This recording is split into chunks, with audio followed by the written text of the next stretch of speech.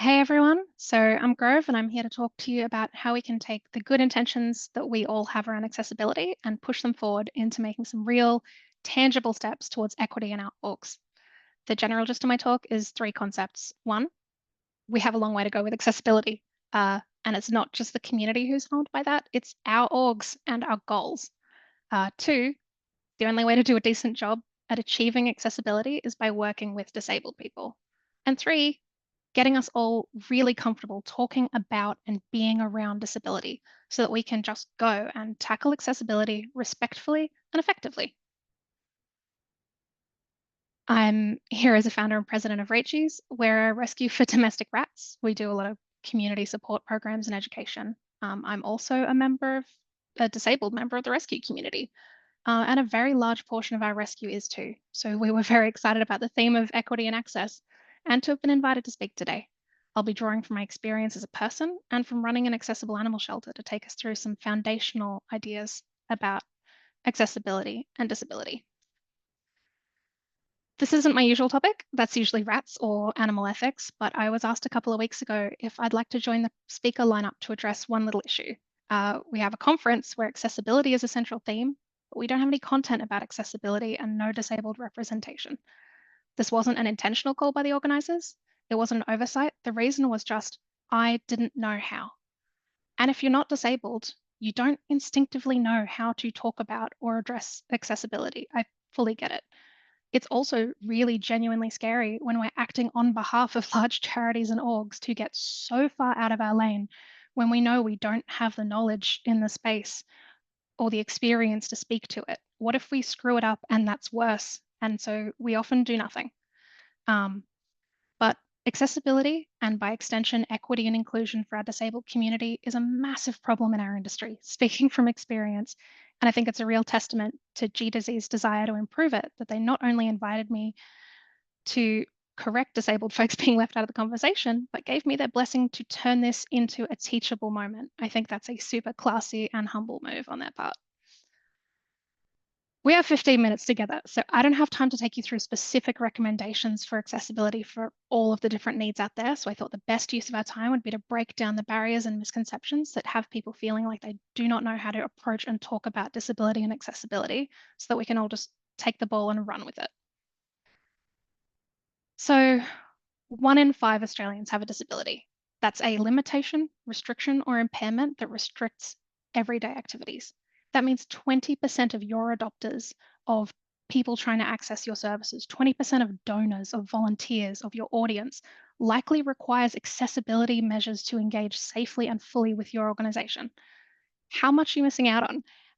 How many donors can't read the PayPal widget on your website because it doesn't interact with their screen reader?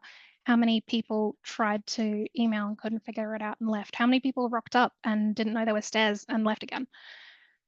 How many people are falling through the cracks, unable to access the support programs that you want to implement? How many volunteers are you missing? 44% of disabled individuals avoid places due to their disability. That's nearly half who cannot participate and seek help. 30% report difficulties physically accessing buildings and facilities. Usually these are preventable barriers. And another good statistic is that 80% of disability is invisible. You might not even know if someone is struggling. How many times has an adopter seemed rude or rushed? Maybe they just looked fine, but they couldn't stand for long periods and they were stressing out about that. Maybe they were autistic and the fluorescent lights and the barking dogs was making them want to smash their head into your reception desk. When it comes to people needing help, it is very, very likely that more than 20% of that community is disabled. 46% of human rights violations reported are related to disability. That's more than any other type. Disabled people are more likely to endure abuse, neglect, discrimination, financial hardship, and all the other social factors that cause people to need the kind of support services that we all here today exist to offer. That isn't to say disabled people don't make exceptional pet owners. We absolutely do. Addressing discrimination in adoption and fostering is a whole nother presentation. But hopefully by the end of this talk, we will all understand that each person is the expert of their own limitations. We are, as disabled people, also more likely to have free time to volunteer. And trust me when I say that we are extremely competent and capable. We just need accessibility measures so we can participate fully and safely and as independently as possible. So, what is accessibility? All people, including disabled people, can participate fully, equally, and independently. It's a term with a disability-specific connotation. You might say, what about other forms of accessibility that make it easier for non-disabled people? That's called utility or ease of use. And ideally, utility would be enough. Ideally, the measures, the default way that buildings are built, the default way things are designed, the default way we operated would inherently include everyone. But it doesn't. It often falls short. When we say all people are welcome, disabled people are often included by default, excluded by default. And this tendency to exclude disabled people by default is called ableism. It's not something any of us seek out to do. It just is an unfortunate thing that we are trying to unlearn. It's impossible to preemptively accommodate every niche need, but utility doesn't come close. Addressing accessibility, on the other hand, allows us to achieve inclusion and equity for disabled individuals and therefore everyone. The opposite of this is inaccessibility, which is a form of exclusion and discrimination. And it's unintentional, right? No one wakes up in the morning and says, oh, I can't wait to keep disabled people out of society. I'm going to go park my car on the sidewalk and lower the contrast on my website.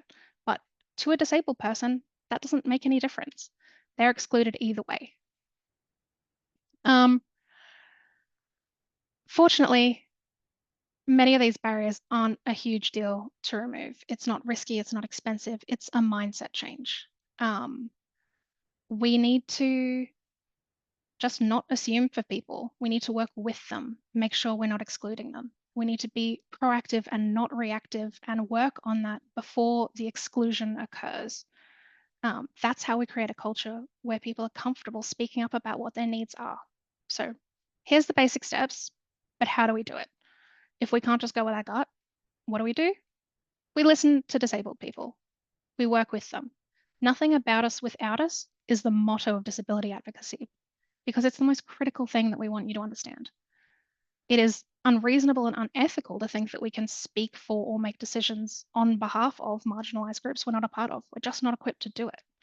And when we begin from a place of exclusion, discussing accessibility without disabled people being a part of the conversation, that's how we get tokenistic and ineffective outcomes. So, all right, to include disabled people, we work with disabled people. Where do we find them? DPOs, disabled people's organizations. These are disabled-led orgs. There are a lot in Australia addressing a very, very wide range of needs. They have a lot of free resources. If your org has the budget, consider engaging consultants. They can audit and overhaul things for you if you're a large org, but always look for genuinely disabled-run businesses. That's how you get authentic disabled experience and doing a good job of it. For those of us with small orgs that run on spit and wishes, you can look within your community. You can ask for assistance and lived experience to help identify what you could be doing better.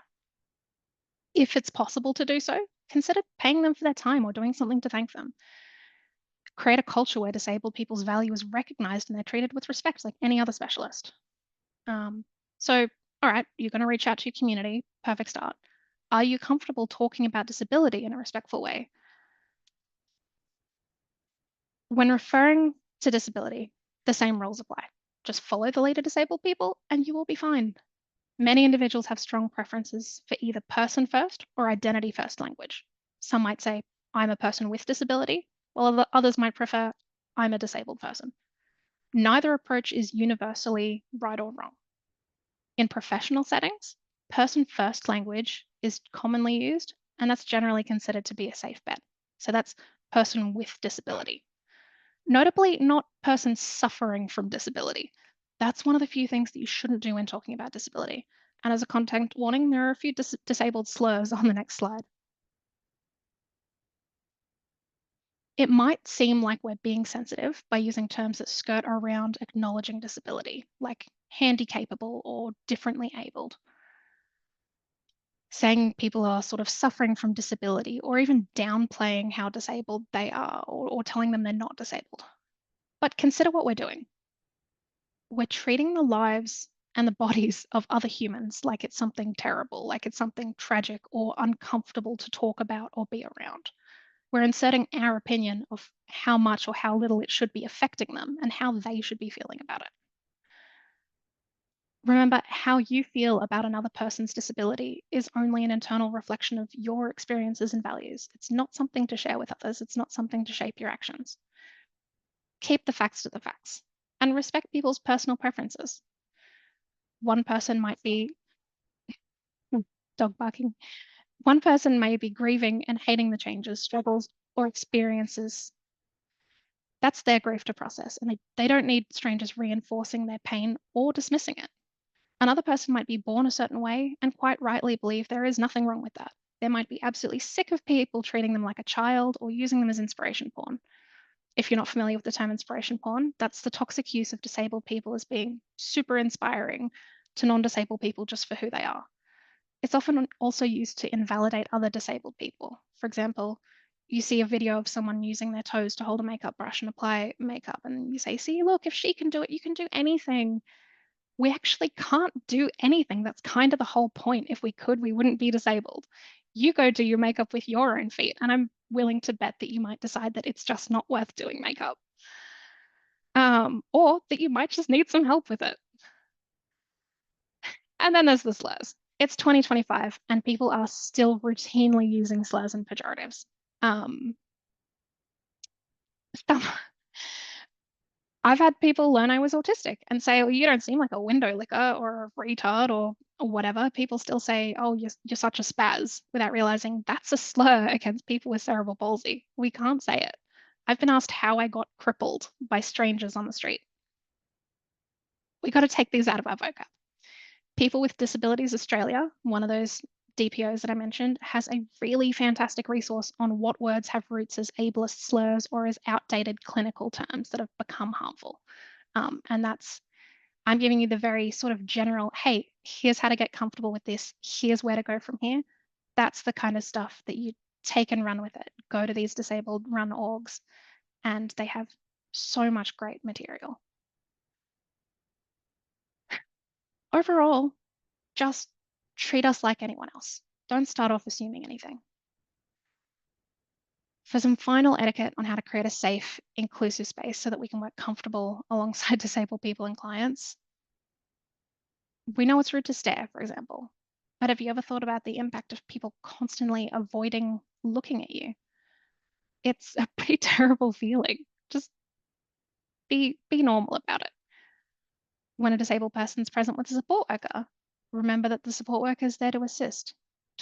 They're there to help the disabled person do whatever they're doing, like a mobility aid. Um, Talk to disabled people directly. You might think it seems obvious, but it genuinely happens all the time. Even me, who clearly does not have a problem talking, I'll be using mobility aids in a cafe, and someone will speak over my shoulder to the person behind me to confirm my order with them instead of replying directly to me, which is absolutely embarrassing for them because often I am out with friends. Refrain from speaking loudly or slowly to people, even if they speak differently. Create the environment where people will tell you what they need. Just treat people normally and respectfully, and they'll let you know what they need. If you assume what they need, it's unlikely to end well, and it's unlikely to make them feel more comfortable to want to be around your org, to speak up to you when they need something and about what they need. And that communication is critical. And service animals. Don't pat them, don't distract them, don't coochie coo. They're well cared for, they're working. For your purposes, consider them a medical device. Hopefully, we've achieved three things. One, we all want to improve accessibility as much as we can. Two, we recognize that the only way to do a decent job at that is to seek out direction from disabled people.